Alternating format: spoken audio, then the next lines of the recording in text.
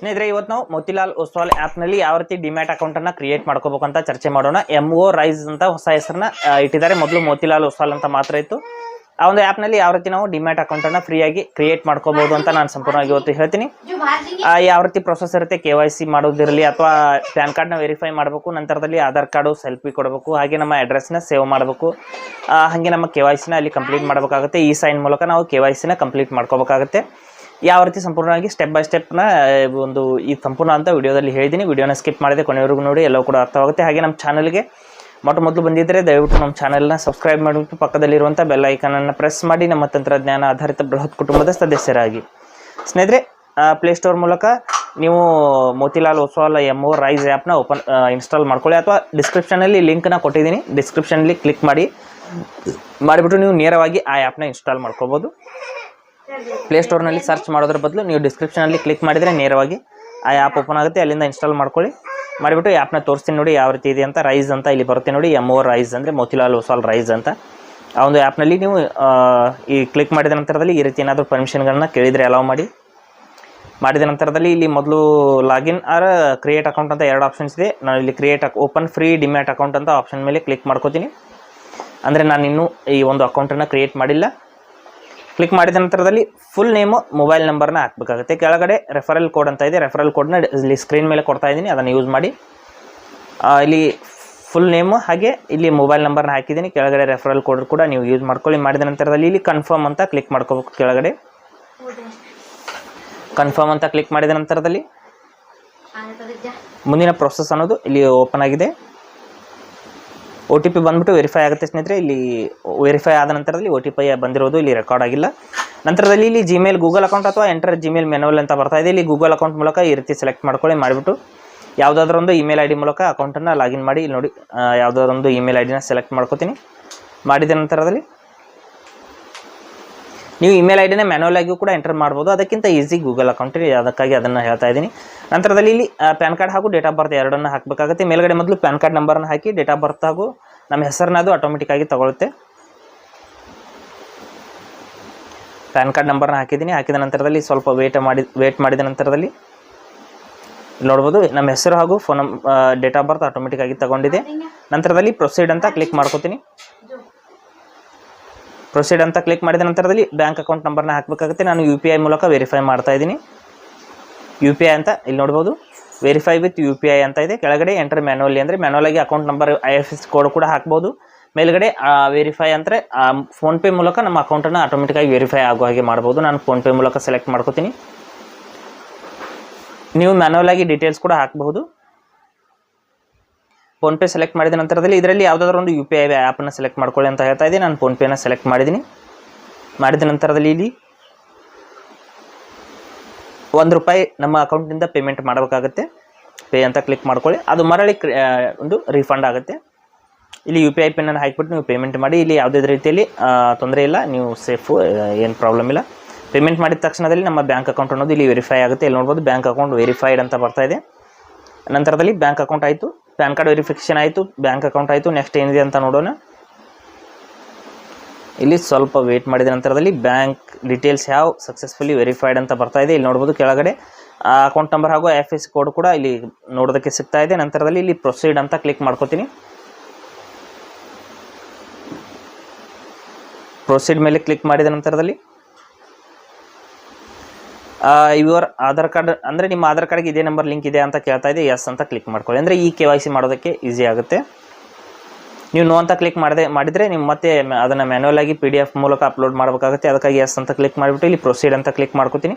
ಮಾಡಿದ ನಂತರದಲ್ಲಿ ನಮ್ಮ ಒಂದು ಕೆಲವೊಂದಿಷ್ಟು ಬೇಸಿಕ್ ಇನ್ಫಾರ್ಮೇಷನ್ನ ಹಾಕಬೇಕಾಗುತ್ತೆ. ನಮ್ಮ ಎಜುಕೇಷನ್ ಕ್ವಾಲಿಫಿಕೇಷನು ಅಥವಾ ನಿಮ್ಮ ಒಂದು ಆಕ್ಯುಪೇಷನ್ ಅಂದರೆ ನೀವು ಏನು ಕೆಲಸ ಮಾಡ್ತೀರಾ ಅದನ್ನು ಸೆಲೆಕ್ಟ್ ಮಾಡಬೇಕಾಗುತ್ತೆ. ನಮ್ಮ ಒಂದು ಆ್ಯನ್ಯುವಲ್ ಇನ್ಕಮನ್ನು ಕೂಡ ಸೆಲೆಕ್ಟ್ ಮಾಡಬೇಕಾಗುತ್ತೆ. ಇಲ್ಲಿ ನೋಡಿ, ಈ ರೀತಿ ಆ್ಯನ್ಯುವಲ್ ಇನ್ಕಮನ್ನು ಕೂಡ ಸೆಲೆಕ್ಟ್ ಮಾಡ್ಕೊಳ್ಳಿ.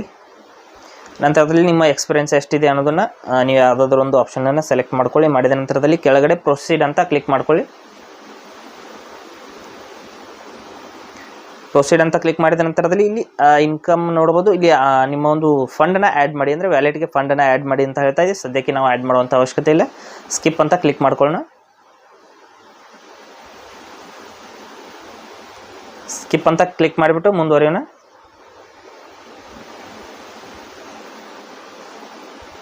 ಈ ರೀತಿ ನೋಡ್ಬೋದು. ನಾನು ಸ್ಕಿಪ್ ಮಾಡಿದ್ದೀನಿ. ಮಾಡಿದ ನಂತರದಲ್ಲಿ ಇಲ್ಲಿ ಸಿಗ್ನೇಚರ್ನ ಮಾಡಬೇಕಾಗುತ್ತೆ. ಈ ಬಾಕ್ಸ್ ಒಳಗಡೆ ಸಿಗ್ನೇಚರ್ ಮಾಡಿ ಅಂತ ಹೇಳ್ತಾ ಇದೆ. ಅದಕ್ಕಾಗಿ ಸಿಗ್ನೇಚರ್ನ ಮಾಡಿಬಿಟ್ಟು ಪ್ರೊಸೀಡ್ ಅಂತ ಕ್ಲಿಕ್ ಮಾಡ್ಕೊಂಡಿದ್ದೀನಿ. ಮಾಡಿದ ನಂತರದಲ್ಲಿ ಇಲ್ಲಿ ಫೋಟೋ ಸೆಲ್ಫಿನ ತಗೋಬೇಕಾಗುತ್ತೆ. ಪ್ಲೇನ್ ಗೋಡೆ ಪಕ್ಕದಲ್ಲಿ ನಿಂತು ನೀವು ನಿಮ್ಮ ಒಂದು ಕರೆಕ್ಟಾಗಿ ಲೈಟ್ ಇರುವಂಥ ಪ್ಲೇಸ್ನಲ್ಲಿ ಹೋಗ್ಬಿಟ್ಟು ನೀವು ಸೆಲ್ಫಿನ ತಗೋಬೇಕಾಗುತ್ತೆ. ಟೇಕ್ ಫೋಟೋ ಅಂತ ಕ್ಲಿಕ್ ಮಾಡಿಬಿಟ್ಟು ಇಲ್ಲಿ ಕ್ಯಾಮ್ರಾಗೆ ಪರ್ಮಿಷನ್ನ ಕೊಡಿ. ಕೊಟ್ಟ ನಂತರದಲ್ಲಿ ಕ್ಲಿಕ್ ಫೋಟೋ ಅಂತ ಇಲ್ಲಿ ನೋಡ್ಬೋದು. ಯಾವ ರೀತಿಯಲ್ಲಿ ಇರಬೇಕು, ಗ್ಲಾಸ್ ಎಲ್ಲ ಹಾಕ್ಕೊಂಡಿರಬಾರ್ದು, ಮಾಸ್ಕು ಗಾಗಲ್ ಎಲ್ಲ ಹಾಕ್ಕೊಂಡಿರಬಾರ್ದು. ಈ ರೀತಿ ಸೆಲ್ಫಿನ ನೀವು ಕ್ಲಿಕ್ ಮಾಡ್ಕೋಬೇಕಾಗತ್ತೆ. ಈ ಒಂದು ರೌಂಡ್ ಸರ್ಕಲ್ ಮೇಲೆ ಈ ರೀತಿ ನೀವು ಕ್ಲಿಕ್ ಮಾಡಿದರೆ ನಿಮ್ಮ ಸೆಲ್ಫಿ ಅನ್ನೋದು ಕ್ಲಿಕ್ ಆಗುತ್ತೆ.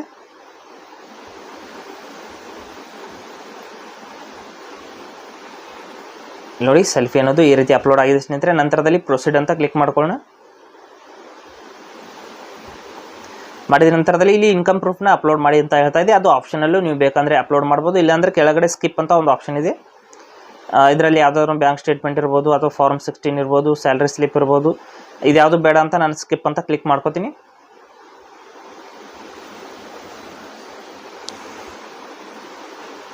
ನಂತರದಲ್ಲಿ ಡಿಜಿಟಲ್ ಇ ಸೈನ್ ಅಂದರೆ ಇ ಸೈನ್ ಪ್ರೊಸೆಸ್ ಇಲ್ಲಿಂದ ಸ್ಟಾರ್ಟ್ ಆಯಿತು.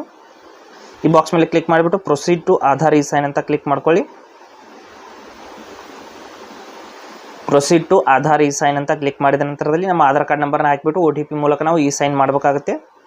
ಇಲ್ಲಿ ನೋಡಿ ಆಧಾರ್ ನಂಬರ್ ಅಥವಾ VID ಎರಡರಲ್ಲಿ ಒಂದು ಅಂತ ಹೇಳ್ತಾ ಇದೆ. ನಾನು ಆಧಾರ್ ನಂಬರ್ನ ಹಾಕಿಬಿಟ್ಟು ಸೆಂಡ್ OTP ಅಂತ ಕ್ಲಿಕ್ ಮಾಡ್ಕೋತೀನಿ.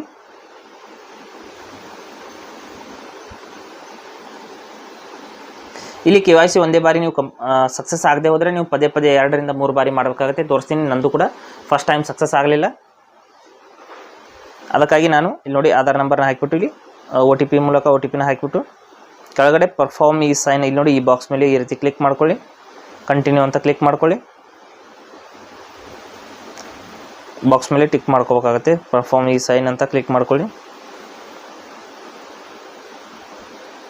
ನೋಡಿ ಈ ಬಾಕ್ಸ್ ಮೇಲೆ ಕಂಡೀಷನ್ಸ್ನ ಅಗ್ರಿ ಮಾಡ್ಕೋಬೇಕಾಗುತ್ತೆ. ಮಾಡಿದ ನಂತರದಲ್ಲಿ ಪರ್ಫಾರ್ಮ್ ಈ ಸೈನ್ ಅಂತ ಕ್ಲಿಕ್ ಮಾಡ್ಕೋತೀನಿ. ಕೆಲವು ಬಾರಿ ಫೇಲ್ ಕೂಡ ಆಗಬಹುದು. ನೋಡಿ ಫೇಲ್ ಆದರೆ ನಿಮಗೆ ಮತ್ತೊಂದು ಬಾರಿ ಆಧಾರ್ ನಂಬರ್ನ ಹಾಕೋದಕ್ಕೆ ಹೇಳುತ್ತೆ, ಮತ್ತೆ ಹಾಕಬೇಕಾಗುತ್ತೆ. 2 ರಿಂದ 3 ಬಾರಿ ಒಳಗೆ ಅದು ಸಕ್ಸಸ್ ಆಗುತ್ತೆ.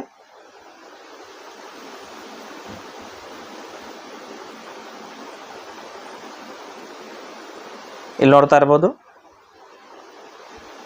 ಕಂಪ್ಲೀಟಿಂಗ್ ಯುವರ್ ಈ ಸೈನ್ ಅಂತ ಬರ್ತಾ ಇದೆ. ಯು ಆರ್ ಆಲ್ಮೋಸ್ಟ್ ಡನ್ ಅಂತ ಬಂತು. ಇಲ್ಲಿ ನೋಡಿ ಮತ್ತೊಂದು ಬಾರಿ ನಾ ಇಲ್ಲಿ ಟರ್ಮ್ಸ್ ಆ್ಯಂಡ್ ಕಂಡೀಷನ್ಸ್ಗೆ ಕ್ಲಿಕ್ ಮಾಡ್ಕೊಂಡ್ಬಿಟ್ಟು ಪ್ರೊಸೀಡ್ ಟು ಆಧಾರ್ ಈ ಸೈನ್ ಅಂತ ಮತ್ತೊಂದು ಬಾರಿ ಕ್ಲಿಕ್ ಮಾಡ್ಕೋತೀನಿ.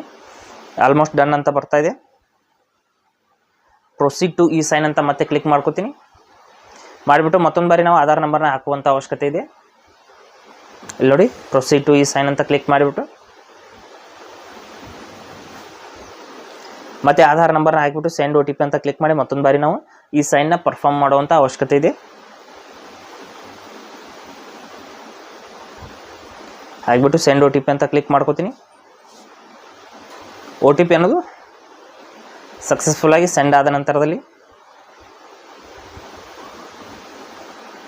ನೋಡ್ಬೋದು OTPನ ಹಾಕಿಬಿಟ್ಟು ಇಲ್ಲಿ ಮತ್ತೆ ಪರ್ಫಾರ್ಮ್ ಈ ಸೈನ್ ಅಂತ ಕ್ಲಿಕ್ ಮಾಡ್ಕೋತೀನಿ.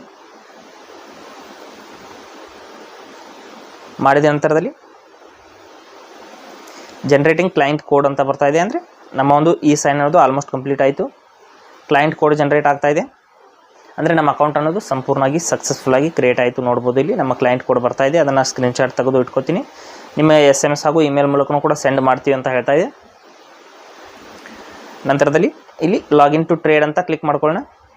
ಮಾಡಿಬಿಟ್ಟು ಇಲ್ಲಿ ಲಾಗಿನ್ ಅಂತ ಕ್ಲಿಕ್ ಮಾಡಿ ನಮ್ಮ ಅಕೌಂಟನ್ನು ಒಂದು ಸಾರಿ ಲಾಗಿನ್ ಮಾಡಿಬಿಟ್ಟು ತೋರಿಸ್ತೀನಿ. ಇಲ್ಲಿ ನೋಡಿ ಲಾಗಿನ್ ವಿತ್ ಯೂಸಿಂಗ್ ಪಿನ್ ಅಂತ ಬರ್ತಾ ಇದೆ. ಮೇಲ್ಗಡೆ ಇರುವಂಥ ಆಪ್ಷನನ್ನೇ ಸೆಲೆಕ್ಟ್ ಮಾಡ್ಕೊಳ್ಳೋಣ. ಮಾಡಿಬಿಟ್ಟು ಪ್ರೊಸೀಡ್ ಅಂತ ಕ್ಲಿಕ್ ಮಾಡ್ಕೊಳ್ಳೋಣ. ಇಲ್ಲಿ ಮೊಬೈಲ್ ನಂಬರ್ ಹಾಕಿಬಿಟ್ಟು ನೆಕ್ಸ್ಟ್ ಅಂತ ಕ್ಲಿಕ್ ಮಾಡ್ಕೊಳ್ಳೋಣ. ಒಂದು ಸಾರಿ ಅಕೌಂಟ್ ಸೆಟಪ್ ಆದರೆ ಮುಗೀತು. ಇಲ್ಲಿ ನೋಡಿ OTPನ ಹಾಕಿಬಿಟ್ಟು ವೆರಿಫೈ ಅಂತ ಕ್ಲಿಕ್ ಮಾಡ್ಕೊಳ್ಳೋದು. ಕ್ಲಿಕ್ ಮಾಡಿದ ನಂತರದಲ್ಲಿ ಇಲ್ಲಿ ಡೇಟ್ ಆಫ್ ಬರ್ತ್ ಹಾಗೂ ಪ್ಯಾನ್ ನಂಬರ್ ಎರಡರಲ್ಲಿ ಒಂದನ್ನು ಹಾಕಬೇಕಾಗುತ್ತೆ. ನಾನು ಪ್ಯಾನ್ ನಂಬರ್ನ ಹಾಕ್ತೀನಿ. ನೀವು ಡೇಟ್ ಆಫ್ ಬರ್ತು ಹಾಕ್ಬೋದು, ನೋ ಪ್ರಾಬ್ಲಮ್. ಇಲ್ಲಿ ಕನ್ಫರ್ಮ್ ಅಂತ ಕ್ಲಿಕ್ ಮಾಡ್ಕೊಂಬಿಟ್ಟು ಇಲ್ಲಿ ಒಂದು ಪಿನ್ನನ್ನು 4 ಅಂಕೆಗಳ ಒಂದು ಪಿನ್ನನ್ನು ಸೆಟ್ ಮಾಡ್ಕೋಬೇಕು. ಅದೇ ಪಿನ್ನನ್ನು ಮತ್ತೆ ಕನ್ಫರ್ಮ್ ಯುವರ್ ಪಿನ್ ಅಂತ ಏನಿದೆ ಅದೇ ಪಿನ್ನನ್ನು ಹಾಕಿಬಿಟ್ಟು ಇಲ್ಲಿ ವೆರಿಫೈ ಅಂತ ಕ್ಲಿಕ್ ಮಾಡ್ಕೊಳ್ಳೋಣ. ಪಿನ್ ಅನ್ನೋದು 100% ಸೆಟ್ ಆಯಿತು. ನಂತರದಲ್ಲಿ ಎನೇಬಲ್ ಬಯೋಮೆಟ್ರಿಕ್ ಅಂತ ಬರ್ತಾ ಇದೆ. ಇಲ್ಲಿ ಫಿಂಗರ್ ಪ್ರಿಂಟ್ ಕೂಡ ಎನೇಬಲ್ ಮಾಡ್ಕೊಳ್ಳಿ. ನಿಮಗೆ ಲಾಗಿನ್ ಮಾಡೋದಕ್ಕೆ ಈಸಿ ಆಗುತ್ತೆ. ಈ ರೀತಿ ನೋಡ್ಬೋದು ಫಿಂಗರ್ ಪ್ರಿಂಟ್ ಎನೇಬಲ್ ಆದ ನಂತರದಲ್ಲಿ ಸಂಪೂರ್ಣವಾಗಿ ನಮ್ಮ ಅಕೌಂಟ್ ಒಂದು ಲಾಗಿನ್ ಆಯಿತು. ಈ ರೀತಿ ನಾವು ಅಕೌಂಟನ್ನು ಲಾಗಿನ್ ಮಾಡ್ಕೋಬೋದು. ಇಲ್ಲಿ ಅಮೌಂಟನ್ನು ಆ್ಯಡ್ ಮಾಡೋದು, ಹೇಗೆ ಇನ್ವೆಸ್ಟ್ಮೆಂಟ್ ಮಾಡೋದು, ವಿಡ್ರಾ ಮಾಡೋದು ಎಲ್ಲವನ್ನು ಕೂಡ ನಾನು ಮುಂದಿನ ವಿಡಿಯೋದಲ್ಲಿ ಹೇಳ್ತೀನಿ ಸ್ನೇಹಿತರೆ. ಹಾಗೆ ಸ್ನೇಹಿತರೆ, ಕೊಟ್ಟಿರೋ ಮಾಹಿತಿ ಸಂಪೂರ್ಣ ಮತ್ತು ನಿರೂಪಣೆ ಮಾಡಿದೆ, ಶೈಲಿ ಉತ್ತಮ ಅಂತ ಅನಿಸಿದರೆ ವಿಡಿಯೋನ ಲೈಕ್ ಮಾಡಿ ಮತ್ತು ನಿಮ್ಮ ಸ್ನೇಹಿತರಿಗೂ ಕೂಡ ಶೇರ್ ಮಾಡಿ. ಹಾಗೆ ಇದ್ರ ಬಗ್ಗೆ ಸಮಸ್ಯೆಗಳು, ಡೌಟ್ಗಳಿದ್ದರೆ ಕಮೆಂಟಲ್ಲಿ ಅವಶ್ಯವಾಗಿ ತಿಳಿಸಿ. ಮುಂದಿನ ವಿಡಿಯೋದಲ್ಲಿ ಮತ್ತೊಂದು ಹೊಸ ವಿಷಯದೊಂದಿಗೆ ಇದೇ ರೀತಿ ನಿಮ್ಮ ಮುಂದೆ ಬರ್ತೀವಿ. ಎಲ್ಲರಿಗೂ ಟೇಕ್ ಕೇರ್.